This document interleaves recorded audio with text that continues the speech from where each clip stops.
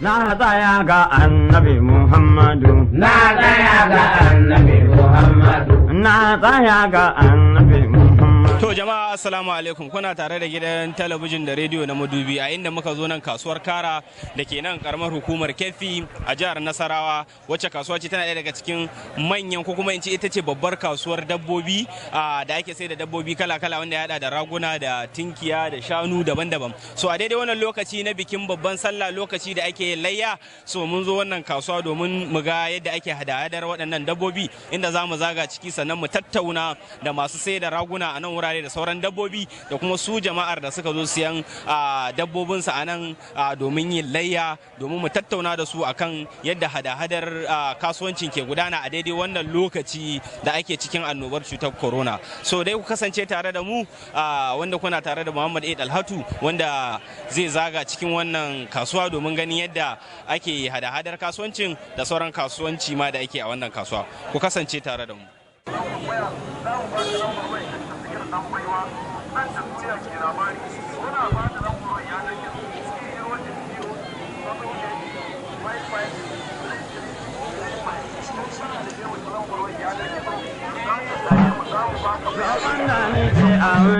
Allah nan a duniya haccan lahira Allah samu ga annabi Muhammadu, na tsaya ga annabi Muhammadu, kowa tsaya ga annabi Muhammadu bai taɓewa nan a duniya bai taɓewa ko a lahira mu dai tsaya ga annabi Muhammadu, na tsaya ga annabi Muhammadu, mun tsaya ga annabi Muhammadu, na tsaya ga annabi Muhammadu. kowa Allah ya yi wa dukiya ga makaya je ya gano manzo ga maje da nan bene manzo mu dai tsaya ga annabi Muhammadu, na tsaya ga annabi Muhammadu, kowa ya tsaya zuciya guda a wuri nasa annabi Muhammadu baya taɓewa a duniya baya taɓewa a lahira mu dai tsaya ga annabi Muhammadu, na tsaya ga annabi Muhammadu. roƙon da nake a wurin Allah. Kasuwanci muke na sallah na raguna. Raguna kuma kala-kala ba irin wanda babu a kasuwan nan namu. So ya baba ya zaka ya kwastomomi shi suna zuwa? Kwasto suna zuwa alhamdulillah. Alhamdulillah, amma kuma wasu kuma ba sa zuwa. Wasu kuma suna zuwa amma masu zuwa sun fi yawa. Ko ba gaskiya ba saboda Allah. Ya farashin raguna yake a bana? Farashin rago to ba kuɗi a hannun mutane sosai sai dai muke samu. Muna samu 100,000, 70,000, 60,000, 100,000 da wani abu. To, abin da yana tafiya slow and state. Saboda ainihin ma ma'aikata suna kukan rashin albashi shi ya kawo mana rashin cin kasuwan sosai. Gwamnati ba ta yi albashi. Gwamnati ba ta yi albashi ba. Kuma idan gwamnati ta taimaka albashi shine komai za a samu abu ya tafi daidai. Wayan sun dangada maganan albashin nan ne. Idan aka musu za su samu dama su zo saya daidai irin kuɗin su zan da su saya. Yawwa. Manya masu sayan manya suna saya, su kuma masu ƙananan albashi su duba ƙanana daidai irin na su saya. Sai kasuwan ya tafi inda ake so insha Allah. Kasuwan tana jiyan kafa. Ga dabbobi a zube ba masaya sosai. Sai ɗan ɗan amma kamar shekaru da ya wuce ana zuwa a sai 50, a sai 100, a sai 30. Amma ga shi yanzu ba mu ga abin haka yana tafiya ba. To shine mu ma muna taya masu ma'aikata jin rashin albashin nan ya shafi mu madu.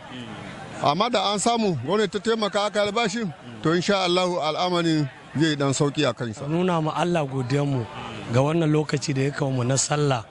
Kasuwa dai alhamdulillah in Allah ya so ya yadda muna harka na arziki, ara ɗiba rago, ara ɗiba saniya, kuma yanzu haka ma da gaga na wallahi ina shirin zuwa Bauchi ne, ka gane ko a yau ban sayar ba amma domin Allah jiya na sayar.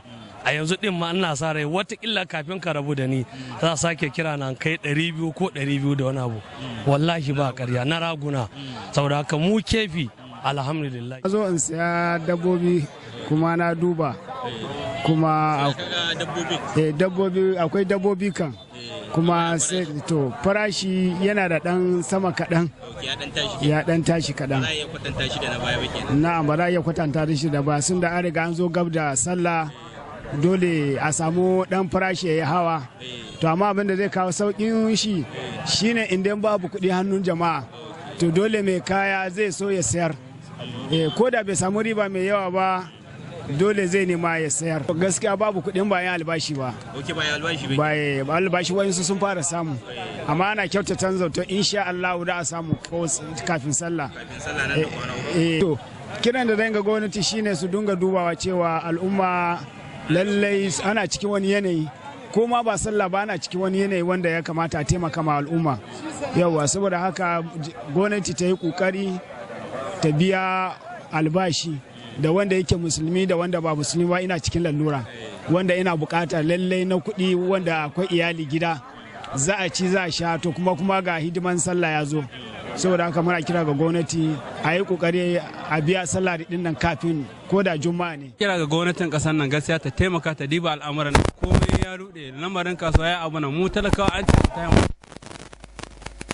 ko ba ka bane mun kama sana'a gashi gaskiya ita babu wani hubasa da ta yi akai ko ba haka bane to kaga irin wannan shine zai jawo ko da yaushe muna samun koma baya kasar nan ko ba haka bane ba wai muna begin wani ya bamu bane kamar yadda ta kira a gare mu ta mu tsaya da noma da kiwo mu nemi sana'an yi mun yi kokari mu nemi sana'an yi in ka diba ni yanzu nan ni na yi karatu ma amma na aje magana karatu na saboda aiki ba zai samu ba ko ba haka bane na yi kokari na kama noma da dan kiwo dan fitanan to gashi ma abun yana kokari ya fi karfi na gaskiya ko da ba na daukar naira in aka ce yawan ma'aikaci ya samu kuɗi zai yi walwala so mu ma da muke kawo musu kayayyakin za mu yi walwala saboda duk yadda muka ce musu abu wannan kaza ne zai zo da confidence ya zo ya sai abun nan ko ba haka bane mu ma kuma da mu sayar da abuna abun yanzu a ce mun iba mun je mun sayar mun ƙara dawa mun komo kaga abu ya gagar ko sau ɗaya ma abun ya abuna abun sai dai mu ce inna lillahi wa inna ilaihi raji'un shata ya sauka shaka mu mamman ya sauka kaji mun mutu bene badu mun zo ikon mun huta